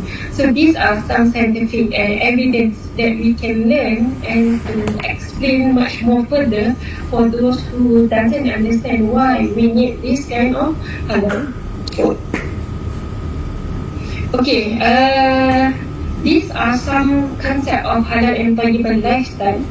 So the word of halal and thayyib refers to the clean, pure, harmless and high quality. So normally these are some of the only the definition. These are 4 elements that I want to highlight here. In Al-Sharbini mentioned that halal food must derive from the halal source. The food must be clean and free from any kind of impurities, and then the food will not cause any pain or misery to the people who consume it, and the food contains elements that are nutrition and beneficial to the people who want to consume it. So these are the 4 main elements of the Thayyiban aspect from the Shafini perspective. So the Quranic version, also one of the Quranic version mentioned that about the you who believe, eat of the good thing wherewith we have supplied you, and render thanks to Allah if you are His worshipper. Al-Baqarah 172. Okay, other than that is the concept of halal and thayyiban of the Muslim. in characteristic of food literally. So this lifestyle of Muslim must practice the moderation. So it's good from Ibrahim Ibn Adham said, anyone who control his stomach is in control of his deen. Okay, and anyone who control his hunger is in control of good behavior. This obedience toward Allah is nearest to a person who is satiated with a full stomach and furthest away from a person who is hungry. Sebab tu ada quote yang mengatakan never make a decision while you were hungry, kan? So the from Tirmidhi mentioned that the son of Adam does not feel any vessel worse than his stomach. It is sufficient for the son of Adam to eat a few morsels to keep him alive. If he must feel it, then wanted for his food, wanted for his drink, and wanted for air. So these are some concept of the halal and thayyiban. Other than that, for the lifestyle is a good wholesome life. Imam At-Tabari presented that several reward will be given for those implementation of hayatan thayyiban lifestyle. First is halal sustenance in this world, goodly sustenance, wholesome sustenance, wholesomeness, halal sustenance, consuming halal and wearing halal, the life of sincere faith and obedience, happiness, contentment and trivial enjoyment, life in the hereafter in paradise. So these are the concept of halal and thayyiban lifestyle. Before we go for this topic, I want to refer to one of Bediuzzaman Nursi perspective. They mentioned that the sphere of halal is much bigger than the sphere of haram. So there is no need for us to go to the sphere of the haram, because as we can know, all anything in the banyak makanan food product is allowable, permissible instead of haram. Kalau kita kaji tentang haram ni sikit je, just few item, dan kita tahu bahawa haram ni yang akan memudaratkan kita. For what we want to consume this haram food? So why haram ni lebih luas? Bediuzzaman mengatakan bahawa the sphere of halal is too big until there is no space for us to focus in the sphere of haram. So there I hope from the explanation you can get some of the understanding regarding the halal and thayyiban concept and lifestyle itself. So I think because we have a limited time, so I'll come for the last topic from this presentation this morning is the relevance of Bediuzzaman's Nursi perspective towards the implementation halal and thayyiban lifestyle during the new normal pandemic of COVID. So the first one that we can highlight is be wise in planning for daily dietary routine. So sometimes when we cook, there is a leftover. Tak ada masalah pun untuk kita panaskan dan makan lagi, kan? Jangan terus buang makanan yang elok. So we can and then prepare the food sufficiently according to the number of family members. Okay, and then spend wisely the nutritious food that good for spiritual and health. Never think apabila kita makan sekadar untuk memenuhkan perut, tetapi for spiritual kita. Okay, to avoid food wastage and train the community to be economical and wise in spending the money for the food. So we want to train the Muslim to be frugal. The next one, when we implement the halal and thayyiban lifestyle, we can select the good food for physical and spiritual health. So what we eat will be the hallmark of piety. So Allah subhanahu wa ta'ala will not accept the dua from the Muslim if the sources of food derive from haram sources. Okay, consuming the good food will strengthen the spiritual of Muslim. So dekat sini ada satu hadis yang kita boleh share adalah pengaruh pakaian dan makanan halal agar doa dikabulkan. Ini kan kata, wahai sekalian manusia, sesungguhnya Allah itu baik. Allah tidak akan menerima sesuatu melainkan dari yang thayyib dan ini yang baik. Dan sesungguhnya Allah telah memerintahkan kepada orang-orang mukmin seperti yang diperintahkan kepada para rasul. Firman-Nya, wahai para rasul, makanlah makanan yang baik-baik, halal dan kerjakanlah amal soleh. Sesungguhnya aku mengetahui apa yang kamu kerjakan. Dan Allah berfirman, wahai orang-orang yang beriman, makanlah rezeki yang baik-baik yang telah kami rezekikan kepada kamu. Kemudian Nabi SAW menceritakan tentang seorang lelaki yang telah menempuh perjalanan musafir yang jauh sehingga rambutnya kusut masai dan berdebu. Orang itu mengangkat tangannya ke langit seraya berdoa, wahai Tuhanku, ya Rabb, ya Rabb. Padahal makanannya dari barang yang haram, minumannya dari yang haram, pakaiannya dari yang haram, dan diberi makan dari yang haram. Maka bagaimanakah Allah akan memperkenankan doanya? So dekat sini it reflect to us nowadays why doa kita tidak diperkenankan. Kita can muhasabah, can check. Might be some of our food ataupun some of rezeki ataupun apa benda yang kita ada ini mungkin berasaskan daripada source yang tidak halal. So daripada itu, banyakkanlah bersedekah untuk mensucikan kita punya rezeki. And then the third one, to implement the food charity, sharing the food with the culture, with community. So from this also especially during this pandemic COVID, kadang-kadang kalau masak lebih, share dengan jiran sebelah, sedekah, can instill the spirit of muhibbah, spirit of volunteerism. Some of the community volunteer to distribute the food among the community. So Muhammad bin peace be upon him, said that charity does not in any way decrease the wealth and the servanthood of it.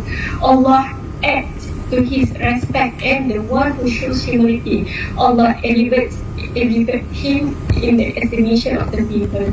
Prophet Muhammad also protect yourself from hellfire even by giving a piece of it as a charity. So banyaklah bersedekah, especially during pandemic this COVID. So practice the culture of moderate eating. Ibn Qayyim observed that excessive consumption and indulgence in eating is one of the major causes of disease. So our Prophet warned the Muslim to consume too little or too indulging in food consumption. So you can check lah, either you want to feed the dustbin or you want to feed the poor people. Food can be taken firstly to the extent of need, keperluan, and then kecukupan, and then from that akan turn to the level of the al-falah, kejayaan, insyaAllah. So these are halal consumption as a way of worship. So if we can see here, this is very important towards the conclusion. What I want to mention is, when Allah Ta'ala mentioned that, oh Adam, dwell you and your wife in paradise and eat there from in abundance from whatever you will, but do not approach these three lest you be among the wrongdoers. So Allah Ta'ala dah berfirman mengatakan boleh makan apa jua di dalam syurga, tapi jangan dekati pokok ini, kan? So man is created to obey Allah in any form, starting from the Adam. Kita kena obey. It shows that the act of eating from the permissible sources is mandatory and obligatory. Dekat sini dapat memastikan bahawa kita kena makan makanan yang allowable, yang permissible. Eating in Islam is not merely for the sake of overcoming hunger, but more than that, it has the divine order. Okay, eating is a form of obeying Allah. So maksudnya dengan menjaga makanan yang halal, kita sedang beribadat sebenarnya kepada Allah. Okay, man is at the same time detested by Allah in any form. So untuk menjaga makanan halal, kita akan being tested. Makanan-makanan yang ada di supermarket yang kita tend to nak makan, tapi tak ada logo halal. Adakah tak ada logo halal itu haram? Tak semestinya juga. So macam mana kita nak mencari makanan yang halal, yang prestos yang halal? And then the prohibition of approaching to certain verse show that the test given to man, and it has been laid under the divine reason as well. Maksudnya daripada zaman Nabi Adam sendiri sudah diberi ujian, jangan mendekati pohon ini, jangan mendekati perkara yang halal, yang haram maksudnya. Okay, so kita tidak boleh bukan sekadar tidak boleh melakukan perkara yang haram, tapi kita tidak boleh mendekati pun. Okay, anyone goes beyond that permissible limit, drag his own self to be a wrongdoer, uncivilized citizen, and disobedient to Allah. It leads to disaster, backwardness, ignorance, shameful, and punishment. So sebenarnya by eating halal concession is a part of a worship. So this prohibition of approaching the tree is a great symbol of a taste in our akidah. So human is provided with abundance of permissible things to be done. Terlalu banyak makanan dan minuman yang halal, tetapi untuk menguji adakah kita masih lagi pergi kepada yang haram. So this verse clearly stated that Adam and Hawa provided abundantly of lawful food to eat from wherever they would, what they should not brought a certainty, otherwise they would be the wrongdoers. So apa akibat dia if we eat the haram consumption? So consuming haram is a way of following the steps of shaitan. It leads one to wrongdoing, disaster and evasion. But shaitan caused them to slip out of it by being successful. Syaitan berjaya menghasut mereka, Adam dan Hawa ni, untuk makan makanan yang haram juga, yang tak boleh yang mendekati. So Allah Ta'ala remove them from that condition. You should go down, all of you as enemy to one another, and we have upon the earth a place of settlement and provision for a time in Surah Al-Baqarah. So what does Imam Nursi say regarding the above mentioned? Through the tongue of illusion, Almighty God Allah is saying with this verse, but your forefather was once deceived, maksudnya Adam has been deceived by shaitan and temporarily fell down to the earth from a position like paradise. Beware, in your progress do not follow shaitan, and from the heavens of divine wisdom thus studying carefully Allah most beautifully, continues raising your head and studying carefully Allah most beautifully. Make your sciences and your progress step by which to ascend to those heavens. Then you may rise to my dominical name, which are the realities and sources of your sciences and attainment. And you may look to your sustaining with your heart through the telescope of the meanings. So as a conclusion, this Muslim is commonly understood being exposed with the basic concept and truth. Bediuzzaman has successfully perspective on the element of food morality is still relevant until now, have a universal value to be implemented within contemporary time. His element also of food morality is closely related with halal and tayyiban lifestyle. Implementation of halal and tayyiban lifestyle is highly encouraged in facing the COVID-19 pandemic to combat unhealthy eating lifestyle. Islam values food beyond physical characteristic, rather relates the food with spirituality. And then practicing frugality, appreciate the value of food, practicing modesty, help the community become resilient, particularly during the hard times. So in here, actually, while halal consumption has a strong relationship with our ibadah, morality and civilization, so Allah forbidden Prophet Adam and Hawa from approaching tree so that they wouldn't become the wrongdoer. It also assures that keeping oneself in the limit of permissible shows one obedience and modesty towards Allah. The first instance of human lapse resulted in the exposure of nudity. So dalam surah Al-A'raf mentioned that when they had tasted fruit from the tree, their private parts become revealed to them, and they began to cover their private parts with leaves from the garden. What this verse means? This verse establishes the nexus between the halal food and modesty. Kita nampak dia related modesty and halal food. Kenapa? Bila dia diuji, the exposure to the nudity. So kita nampak halal and the modesty part. And this consumption of haram resulted in the exposure of their private part. This exposure is the symbol being uncivilized sebenarnya, which occurred due to disobeying Allah by consuming unlawful things. So the supplication of a person who is nourished with unlawful things is not acceptable, and his life is not blessed.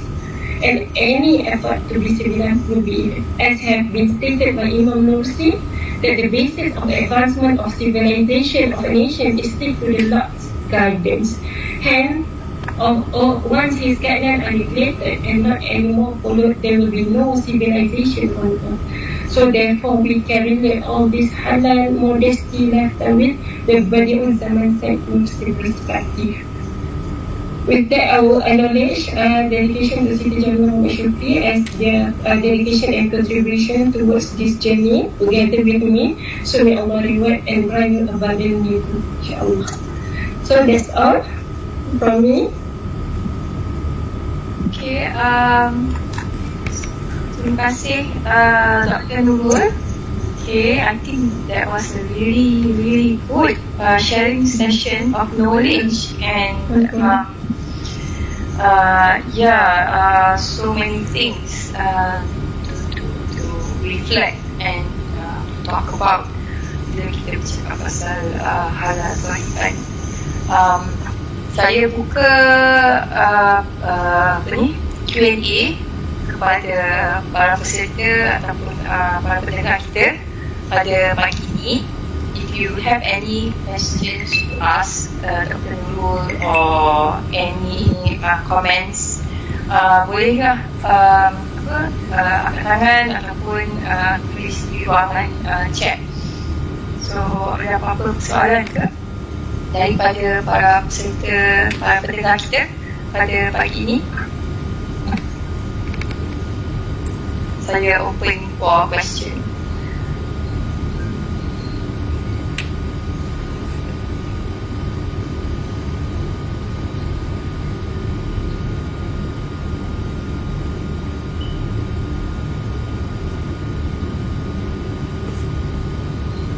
Semua tak sama nak lunch. Saya tertarik dengan macam mana Dr. Nurul simpulkan kehidupan the way of life of Imam Nursi sendiri dalam kehidupan beliau sehari-harian, iaitu his concept of everything in moderation, betul and applying that the concept of halal dan tauhiban. And saya rasa that is also another big point yang kita boleh ambil daripada our talk untuk hari ini, iaitu the concept of halal itself is to understand halal is one, but to also do not forget the concept of tauhiban as well. It should go together bila kita cakap pasal halal, isu halal. Okay, kita ada soalan. Kita ada, sorry. Boleh ya. So, itulah saya dapat simpulkan yang apa-apa pun dalam hidup ni the key is moderation. Itu paling penting, dan lebih-lebih lagi zaman COVID-19 ni dan juga sekarang kita tengah PKPD lebih lagi lah kita kena amalkan sebaik-baiknya kehidupan sehari-hari kita dalam bersederhana. Assalamualaikum. Salam. Saya Barki. Saya nak tanya apa pandangan doktor disebabkan konsep yang dianjurkan oleh Quran ialah halalan thayyibah. So adakah halalan thayyibah itu satu package ataupun halal itu satu package, thayyibah itu menjadi eksklusif? Sebab kita tengok masyarakat kita sekarang ni, mereka menekankan aspek halal. Yang thayyib tu biasanya duduk nombor 3-4 lah. Yang penting jualan tu bisnes tu maju. Kita bukan tak nak support BMF ke apa, tapi kadang-kadang dia jual tu semua yang kata tak thayyib lah. Dari sudut cheese-nya kan, processed food. So macam mana kita dalam dilema nak tolong Muslim, tapi dalam masa yang sama dia bercanggah dengan prinsip yang kita pegang lah. Bukan saya nak kata haram jual tak, tapi dia punya ikan macam saya, anak saya memang saya tak belilah hotdog ke apa semua, sebab saya pegang benda tu halal tapi dia tidak tayyib. Mohon pandangan antara ekonomi dan juga terbincangkan lagi. Terima kasih. Okey, terima kasih banyak kepada yang bertanya. Kalau bertanya tentang pandangan saya, sebenarnya halal dengan tauhid ni dia datang as a package. Kita tak boleh separatekan dia. Dia akan datang kalau kita tengok dalam Al-Quran pun dia akan datang sekali, halalan dan tauhiban. Sebenarnya kalau untuk pengetahuan, dalam sistem pensijilan halal di Malaysia, halal yang diamalkan di JAKIM sendiri, mereka mengamalkan ini sebagai satu konsep halal dan thayyib. Sebab tu kita bila kita dapat sesuatu viral, contoh satu premis makanan haram ataupun satu premis makanan sijil halal ditarik balik. So kita tidak boleh dengan cepat ni untuk melabelkan bahawa premis tu haram, dia menggunakan ingredient haram. Possibility antara sijil dia ditarik balik adalah kerana ada hygiene. So ini adalah antara elemen-elemen yang digunakan dalam konteks pensijilan halal Malaysia. So JAKIM menitik beratkan sudut halal dan thayyiban. So kalau saya normally saya lakukan pre-audit kepada company-company yang nak apply halal, kita akan memastikan dua konsep ini akan datang sekali. Sebab tu mana-mana at least as a public lah, kita sebagai public ni, the least thing yang kita boleh buat adalah dengan memilih produk yang ada logo halal. Sebab kita yakin mereka ini, pihak berkuasa telah menjalankan tanggungjawab mereka untuk mengaudit produk ini dari sudut raw material until kepada end process. So dekat sini kita akan nampak the integration between the halal and thayyib. Bagi mereka yang seperti orang kata penjaja yang ada buat jualan-jualan, mereka sebenarnya bukan memisahkan, tetapi mereka, pandangan saya, mereka tidak diberi kefahaman ataupun mereka mungkin tidak mendapat ilmu ini. Mereka mengandaikan bahawa saya Muslim, saya jual produk Muslim, halal lah, saya solat, saya dah buat ibadah. Ataupun kalau as a Muslim, dia nak pergi kedai makan, dia tengok ni perempuan pakai tudung, so dia terus duduk makan yang menyediakan. So adakah itu sahaja enough? Tapi for us, hari ni yang kita dah belajar sama-sama, kita dah faham konsep, kita akan jadi more kepada orang akan nampak lah. Personally saya sendiri pun orang akan nampak. Sebenarnya masa perjalanan kita dekat Japan pun saya struggle sebenarnya untuk nak makan, sebab kita nampak benda-benda yang orang tak nampak. Jadi kita ambil time tu untuk orang kata prevent je kan. Kita jadi perkara-perkara yang seperti ini kita memilih untuk mentaati perintah Allah itu lebih utama daripada kita mengambil secara orang kata randomly. Okay, macam apa yang mungkin Ahmad Razli yang buat tu kan, tidak memilih makanan seperti ini untuk anak-anak, sebenarnya sedang melakukan satu ibadah juga for the sake of Allah. Bukan kita tidak memilih kerana macam nak sabotaj perniagaan dia ke something like that kan, tapi adalah kerana kefahaman yang kita ada ilmu dan kita apply dalam kehidupan harian kita. So sebenarnya kalau dalam konteks ini saya nampak pihak berkuasa dan mereka-mereka yang apply halal, diorang memang integratekan between halal dengan thayyiban. Cuma aspek yang memisahkan itu saya lebih kepada mungkin mereka tidak mendapat kefahaman, itu sajalah. Harap menjawab lah. Ya, dah. Terima kasih Basti. Mungkin ada apa-apa persoalan lagi daripada para pendengar kita? An interesting question and also comment from Dr. Nurul.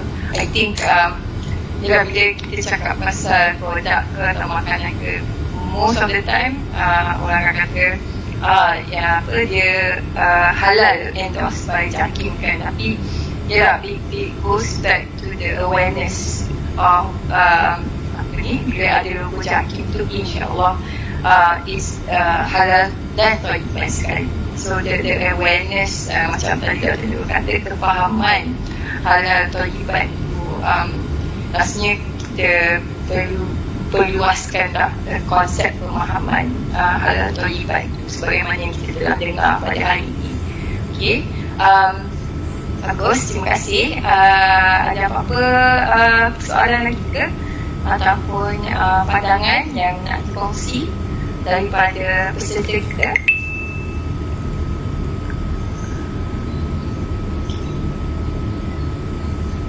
Okey, ya.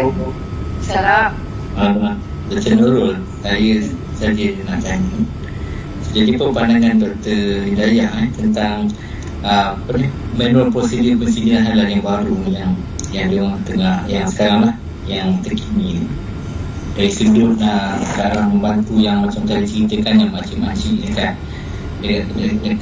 kedai-kedai yang kecil-kecil tu kan, yang di tepi jalan tu kan. Dari sudut tu lah. Itu saja.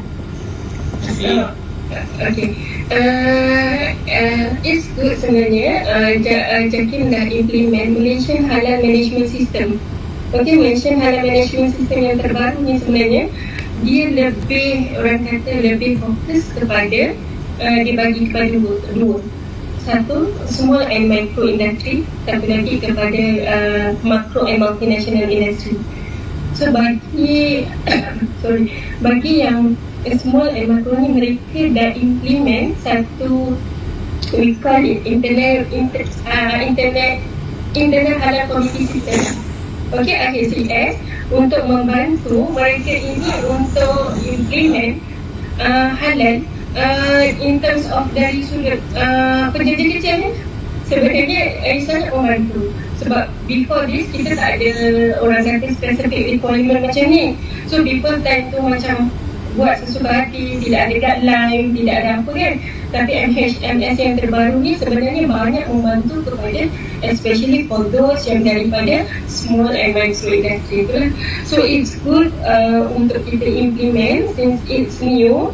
So insyaAllah lah, Inhat akan organize satu talk regarding this Malaysian Halal Management System yang terbaru ni. Nanti sudi-sudilah join insyaAllah. Terima kasih daripada Syam Sabri. Kalau ada, hopefully that actually answers your question atau query. Saya tahu kalau kita ada apa-apa soalan ataupun komen lagi daripada our participants. Sebab itu, saya harap semua yang mendengar hari ini jangan lupa untuk isi gunakan kehadiran. Okay. Ada apa-apa soalan lagi ke ataupun komen?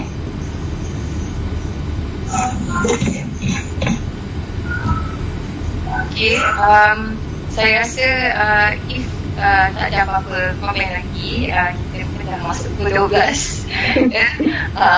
So dan daripada slide saya dulu pun tadi ada banyak makanan juga lagi. Okay, so we are reaching our lunch hour. Tapi apa-apa pun, terima kasih sekali lagi kepada Dr. Nurul Hidayah dan terima kasih kerana sudi hari ini untuk berkongsi pengalaman dan juga pengetahuan. Yes, so saya knowledge share. And alhamdulillah, saya daripada bagi pihak ISI juga mengucapkan terima kasihlah kepada Dr. Nurul dan juga semua pendengar peserta kita pada hari ini kerana telah berada bersama-sama kita daripada awal sampai ke hujung. Okay. So any last thoughts from Dr. Nurul? Makanan-makanan yang halal. Dan thayyiban. Halal dan thayyiban ya. InsyaAllah. Ya, sebab saya juga saya percaya semua apa-apa jua perkara yang kita buat adalah ibadah.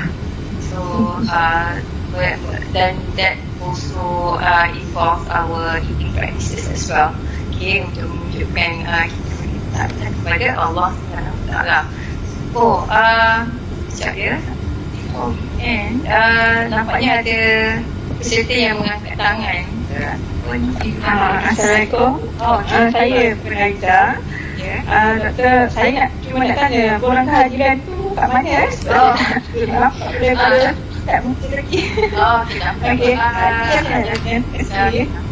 Kita ada dekat kalau masuk daripada MS Teams ni, ada dekat keluar daripada video ni, ada dekat general chat tu. Kalau tak jumpa, mungkin nanti Sekretariat ISI akan letak di chat, di bahagian chat lah. Okay. Right, so with that, saya sudahi kita punya syarahan ni. Terima kasih sekali lagi kepada semua dan Dr. Nurul dengan surah Wal-As.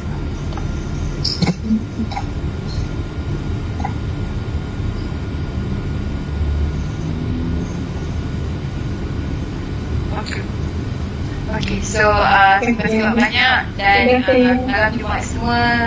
Assalamualaikum warahmatullahi wabarakatuh. Waalaikumsalam. Thank you.